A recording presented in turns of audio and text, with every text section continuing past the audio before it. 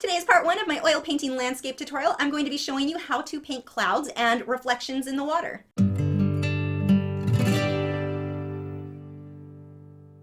Hi, I'm Lisa, the artist behind Lachri Fine Art. I've not done an oil painting in a while, so I thought we would split this into two videos so that I could slow it down a little bit for you guys, which will allow you to better see what I'm doing. The majority of the paints I'm using in this video are from Winsor & Newton. I'm using Liquid, which is a fast-drying mixing medium, mixed into that paint, and I'm working on a Fredrix oil-primed linen canvas board. Now, this is not a sponsored video, I just like sharing the things that I love, and I'll have links to everything that I'm using below in the video description. So let's go ahead and move on to this tutorial. Oil painting has a tendency to feel very scary to a lot of people, and as you'll see here, it's not scary. The idea of I'm going to make mud doesn't really happen as long as you know when to stop and let it dry in between layers. So what I'm starting with here, I have mixed my titanium white and black with a little bit of magenta and created this grayish color here. After I block in this grayish tone, I'm going to switch over to my light flesh with a bit of titanium white and block in where that is going to go. At this point, my brush strokes don't really matter. I'm going to blend those out soon. I'm going to want my water to be about the same color as my sky, so I need to make sure I mix enough to cover both areas. Once this is blocked in, I am going to take my mop brush, and I'll have a link to the one that I'm using here in the video description. It does shed a lot, but it's my favorite for oil paint, so that's the one I'll be using. I just fan that out. You can see how now I've got this nice soft transition. Now the trick here is not to overblend. That's one of the biggest mistakes that I'll see people make with oil painting. Because it stays wet, it's really easy to blend and blend and blend, and you end up losing your lights and your darks. All I want to do with that mop brush is get rid of some of, or soften some of those brush strokes. Now I'm bringing in the darks of my sky here. Now I do want this to be a little bit darker than what my sky is, so I'm using a touch more black in that water. Now I will want a lot more detail in my clouds, but while it's wet, I'm only going to be able to get so much. So this is still the first day, still wet. I am going to go ahead and block in a little bit more with the dark areas. And being very messy, don't really care about the brush strokes because I'm going to blend that out. And remember, when you do blend, just a couple of brush strokes with that mop brush is all you need. Softening that up. Again, I want to make sure I don't lose the light areas. I'm going to switch to a smaller brush and get a little bit more detail in here. This doesn't have to be perfect because I can correct anything I need on my next layers. So don't let it scare you or make you think, oh my gosh, this doesn't look good, I messed it up, I wanted this cloud 2 inches to the right. Does not matter, you can fix that later. So don't stress about it. And for me, when I paint clouds, I use a reference photo, but I don't copy it exact. I kind of go for the general shape of where the clouds are located, but that's it. The rest, the little details, don't really matter to me too much. I just want to get them approximately where they are in my reference photo. So I'm using thicker white here. I don't have as much liquid or my mixing medium mixed in because I've already got liquid on the canvas. If I use too much liquid here, it's going to just mix in with the liquid that's already on the canvas and the paint really isn't going to stick very well. So now, as I'm adding wet paint onto wet paint, I'm using much, much less mixing medium. And for these clouds, I'm letting them be pretty rough. I'm doing little almost half circles or dabs. And then I'm going to come on top of this with my 1/2 inch mop brush and just soften them out. And again, you only want to make a few brush strokes because I don't want to lose all of those. I want that texture to be there. When I say texture, it's not texture in the sense that you can touch it and feel where it's raised from the canvas. It's completely flat. What I mean is just the look, that kind of fluffy look of the clouds. Doing the same thing over here, softening that out just a bit.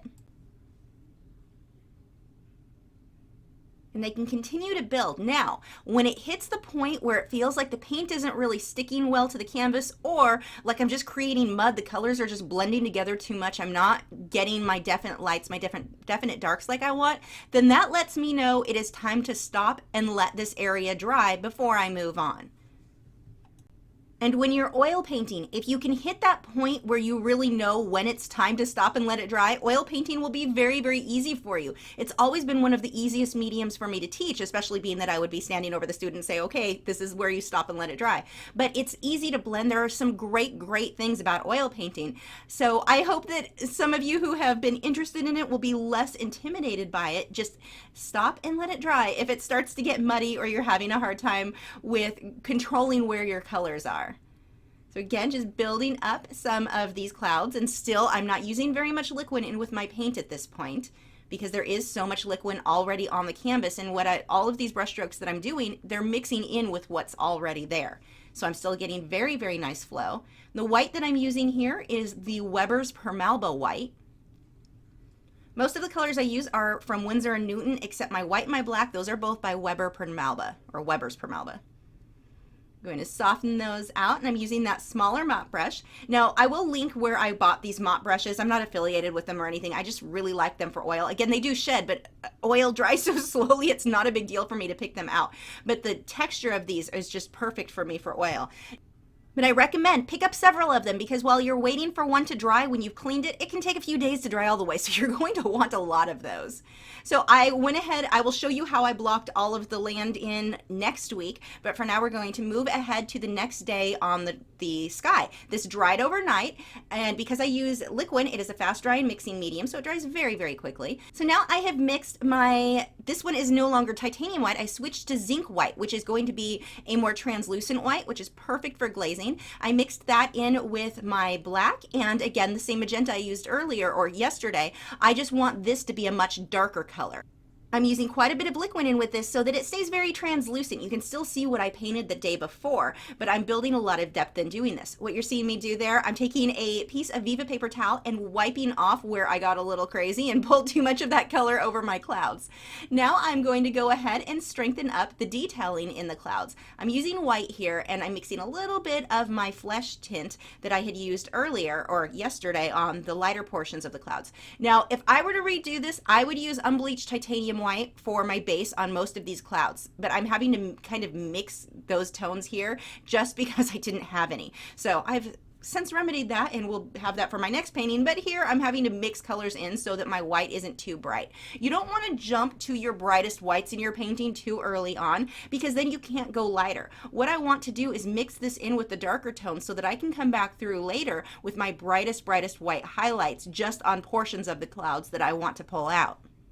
I mixed a little bit of a yellow color in with my magenta and my flesh tint that I used yesterday. So that's the color that you're seeing me glaze here. Lots of liquid so that it is very translucent. Pulling some more of that magenta for the darker bits. And again, like I said earlier, I don't worry that my clouds are exact. Here, what I'm concerned about is that they're going the right direction so that I keep that perspective where they come out at an angle. But as far as each cloud being the perfect shape, that really doesn't matter to me when I paint clouds. Some people it does, and that's okay. For me, I don't enjoy that process of making everything that perfect. I don't think that it makes that big of a difference in the end, so you can see I'm much, much looser than what my reference photo is. And I will link this reference photo in the video description. I got this one from Pixabay. Fan that out just a bit with the mop brush. The brush that I'm using here is a Taklon bristled round brush. This one is also by Soft Grip. This is the same brand as the mop brush that I was using earlier. Now, the big thing with clouds is that you don't want one big glob of color. It's not something where you're just going to find the perfect magical color for the cloud and paint the entire thing that color and everything's going to be great and realistic. It doesn't really work that way. Notice how I fade from lights to darks. It's very, very important that I get that variation in there. For this layer of the clouds, notice that my brush is much, much smaller than it was on the first day when I was blocking everything in. Here's where I start tightening everything up and keeping a much more controlled look or brush stroke as I work. Now, if you're used to painting in acrylics, you may be in the habit of using your hands to blend things. Don't do that with oils. Yes, it'll work. Technically, you could blend them with oils, but oils have a lot of the different colors that we use are definitely not non-toxic. They have zinc and lead, and we don't really want that getting into our skin. So make sure that you keep your hands very clean as you work. Don't blend with your fingers, as tempting as that might be. As I build these clouds, I'm basically just building on what I had done the day before. They're still in about the same location, going the same direction. And I want to make sure that I let some of those darks show through. Again, I don't want just one big solid glob of any individual color. There needs to be variation in there. Another thing to notice about these clouds are how jagged the edges are. I don't have this perfectly smooth edge. Look at how it kind of fades into the sky. It gives it a very soft, very natural feel. And yes, there are tons of different types of clouds. Some will have the harsher edge, but for something like this, that very loose, very jagged edge looks much better than if I try to have very, very defined, very smooth edges. And I'll start to use smaller and smaller brushes as I move along, where I use a liner brush to get some of the edging. That one is, I believe, a number 2 or a number 4. It's fairly small. And then I'm using a clean, dry brush to just smudge the edges out. Again, sharpening up the edges, or better defining the edges, I should say, on some of these, but not all of them. I don't want them to just look like they're outlined. That won't be right either.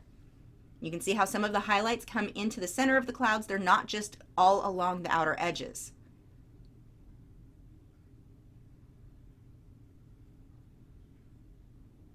When you're using a liner brush, if you are having trouble getting thin lines with those, remember you want to add less pressure to get a thinner line. If you push harder, you get a thicker line. Add less pressure, you get a thinner line where it's just barely touching the tip. And I have a video showing you how to use that where I mix it in with the liquid, so I will have a card pop up so you can check that out if you're unfamiliar with using a liner brush or if you've had trouble with them in the past.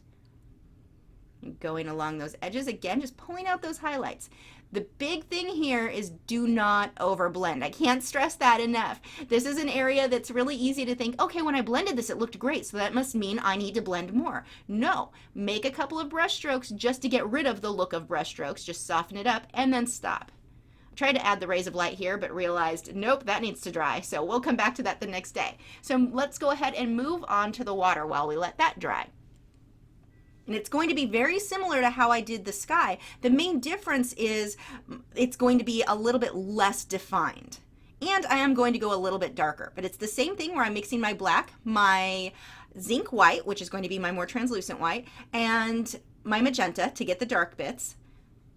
And this doesn't, you don't want this to be an exact reversal of what the sky is. I've known of artists who tried to take whatever was on top and just completely mirror it, completely reverse it. It won't look right. It won't look natural. That's the wrong perspective. When you're doing a reflection, depending on what angle you're looking at, it's going to completely affect how much you're actually seeing of the reflection of the sky or whatever it is. I mean, if you look at a reflection of a duck in water, you can't just mirror or redraw the duck in the same exact position as the upper section. You're going to now be seeing in the reflection, you'll see the underside of his beak, for example, or his little chin. You're not going to see the exact reversal, and that's the same thing with the clouds here. I don't want this to be an exact mirror. I do want to make sure the clouds are going in about the right direction, so you can see where I've got them fanning out at that angle like they do in the sky above, but they're not going to be an exact replica or just a reversal of what's in the sky. Building up some of the texture there with the clouds. And again, when I say texture, I don't actually mean texture. I paint very, very flat. There's not, if you touch this, you're not going to feel any raised bits of paint. Not that there's anything wrong with that. If you like to paint that way, I just don't. I use fairly thin layers. Now, I say that, I do want to point out, when I say thin layers, I don't mean that there's barely any paint on my brush. There is. That's another problem that I will often see students have, where they don't have enough paint on the brush, so they're not really getting the paint into all the little crevices of the canvas. So you do want enough paint so that it flows smoothly, but in this case, I'm not globbing it on like I would with a palette knife. So here, I'm switching over to a liner brush and creating these little ripples in the water in the distance, just little horizontal lines. The big thing to notice here is that they are horizontal. You don't want to go diagonal. Even if your water line is somewhat diagonal in the background, if it kind of curves around, your water will always be horizontal, completely parallel to that bottom edge of your canvas. If you follow any angles, it will look like your water is drooping to the side. It will not look natural or correct. So make sure whenever you're painting water, when you've got this kind of flat, smooth water surface, that these lines, these ripples are completely parallel, very, very horizontal to the canvas, not to whatever your water line is, because sometimes the water line will come down at an angle. I mean, you can see the land mass that's up front, how that curves around. You wouldn't want to follow these ripples around that curve. Make sure these stay straight. And any of these where I got a little too globby, I don't like how they look, I'm just going to take a clean flat brush and just kind of make a couple of brush strokes to smooth them out. Now onto the tree. Again, this is not going to be an exact replica of the trees that are above. Well, besides the fact that I haven't actually painted much with the trees above, but I don't want this to be an exact replica. It wouldn't look right. My perspective would be completely wrong. So here you can see where it kind of stretches out. These are going to be much taller, come down much further into the water than how tall the actual trees on the land are. Grammar. I'm bad at it. Now see how well I have details in the clouds in the water. They're there. You can see that they're clouds, but notice that I blended them out a bit more than what I did on the sky, and that helps to give you that glossy, glassy water look. Adding this in the background here. I'm going to come through and add a little bit more detailing on the clouds here, but I'm still not going to at any point have quite as much detail in the clouds as I do, or in the water reflection as I do in the clouds in the sky. The white that I'm using here is the Weber's Permalba Titanium White. Now, if in this case where my tree is, I have definitely gone too dark. I lost a lot of the sky peeking through the bits of the tree. That is not a big deal. I just come back through with the lighter colors that I want and add that later. So no big deal.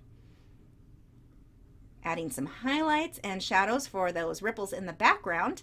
Now I've switched to my liner brush to better define some of these clouds and then come in between this tree to add some of that detailing back, or not even the detailing back in, just get some of the sky back in. I used my mop brush to lightly soften out those clouds.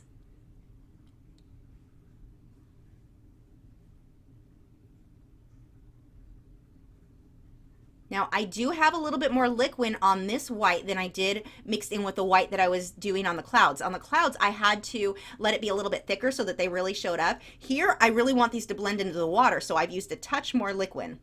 Now I'm switching over to my zinc white to create these rays of light coming through the clouds. I'm using a flat brush and just making straight lines coming out from that sun, where the sun is behind the trees. Now I'm going to brighten up that cloud as well, right from behind where the trees are. It is important to note that those rays of light that I had added in there, the zinc white will work better than the titanium white because it is more translucent. So it gives me that softer look that I want there. And I'm coming back through with that darker color that I used on the sky originally, the black with the magenta and a little bit of the zinc white. I came in between some of the rays of light just to strengthen that. And I'm doing the same thing with that color in between some of these clouds too. Hyping up my contrast just a bit, and I'm using a fair amount of liquid so that it's still translucent. You can still see what I had previously painted behind it. Now I'm going to move on to the water, better defining some of the highlights and the little water ripples in the tree here. Now, the water up front is very glassy. In my reference photo, it doesn't have any ripples at all. I'm going to add some later on over the tree just because I like how that looks on water. And pulling some white into those ripples that I had painted previously in the background in between the dark areas. I didn't do it so much on the first day because they would have just blended into them too much. So that was an area where letting it dry and then coming and adding more detail on top worked really well so that they didn't overblend. Okay, so we are going to move back into the clouds. I let that layer dry. Now again, we'll come back through and I'll show you how to paint the trees next week. But I'm adding a little bit of this pale kind of an orangey yellow color into just around the leaves of the tree, just glazing that over. And I'm going to use a little bit of this color, tiny amount, in the water as well. I'm switching over to my red oxide, which is kind of a reddish brown, into the trees as well, or the reflection of the trees.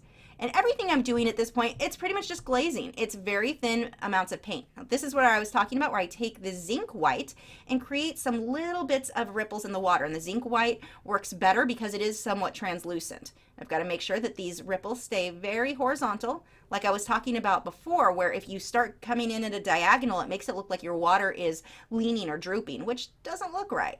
And I don't want to overdo the water ripples there. Just a few really give it that nice glossy or glassy look. Now for the reflection, I've also got to pull, I'm using my liner brush and I'm going to pull a few little strands of the grass into the water as well, but I'm going to switch to a more dull kind of a brownish color when I get to those. A little bit more detail back here. Again, using that liner brush. Actually, that one is just a round. Really wouldn't be considered a script liner there. That's not going to give me nearly as much detail as a liner brush would.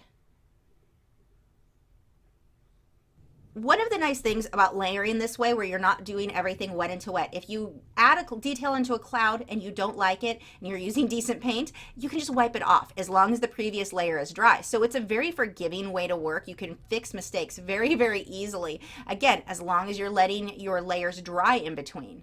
Now, there are some types of paints that are very inexpensive that I've seen people use, bargain paints, and those don't really work so well. It seems like they, once dry, they kind of reactivate when you get them wet again, which is not ideal for glazing. It'll just lift the paint off. But using the Winsor & Newton and the Weber's Permalba like I'm using here, it works beautifully where I'm able to wipe off anything that I feel like I messed up or I want to adjust something. Not a big deal. So there is the finished painting, and again, make sure to head back next week where I will be showing you the trees and the grass. If you are supporters over on Patreon, make sure to head over there where the 1-hour version of this tutorial, complete with some real-time clips, is available for you to watch now. Do any of you guys grow orchids? I've been keeping them for about 15 years and I never had the right conditions to get them to rebloom. I can get them to grow leaves and roots, but never rebloom. They apparently love my apartment. I currently have 3 orchids in spike and 1 that is on its last bloom, but I'm excited, so I'm going to show you guys. It's been so long since I've seen the flowers on this one, I don't even remember what they look like, but look at those roots. He would not grow anything until I put him outside and he started growing leaves and roots like crazy, and now he's making me flowers. Yay! I've never seen the flowers on this plant because the spike wouldn't bloom last year, the one that I bought it with. So I want to say that they're orange on this guy, but I'm excited to find out. This guy just started a new spike. I actually got him last Valentine's Day, and he's doing really good and making me new flowers. I'm pretty sure those were burgundy, if I remember correctly.